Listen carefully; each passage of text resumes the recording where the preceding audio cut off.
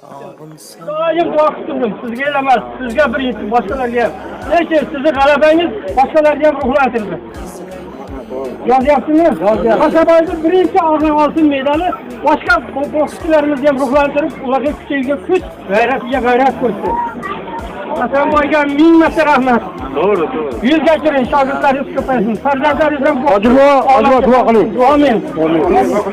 Parvardigor olam, el yurtimizni tinchligini, samoviy dunyoviy ofatlardan o'zing saqlagin. Vatanimizga ko'z tegmasin. Vatanimiz 25 yilda hech qaysi davlatlar dunyoda yetolmagan narsaga yetdi. Mana shu bolalarga mana prezidentimiz 3 bosqichli sport tashkil qilib, mana mevasi yil yakunlandi, mana birinchi hosili mana shular. Prezidentimizga ham rahmat, inshaalloh juda katta himmat qilgan. Sanjallari sog' bo'lsin. Yurtimiz tinch olsin. Mana shu xonadon sohibi va mana shu mahalla hammamiz tinch olaylik. Yurtimiz tinch olsin. Xonadonlarimizga Alloh fayz, baraka bersin. Kuch, quvvat, g'ayrat, shijoat bersin. Yoshlarimiz mana Hasanboy singari boksdan hamma sohalardan chiqa olsin mana. Bitta mana shu Andijonda qaranglar. Andijon deganda mana shu prezidentimizdan boshqacha gapirar edi.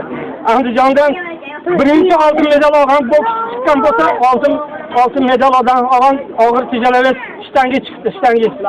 Ham Olimpiada rekordini yangilab qo'ydi. Ruslan Nuriddinov. Unga ham otasiga rahmat. Hali vaqt bo'lganda borib ziyorat qilamiz. Chunki bizning vatanimizni, xalqimizni ko'kragini ko'tarib qo'ydi ular. O'zbekiston dunyoga tanildi.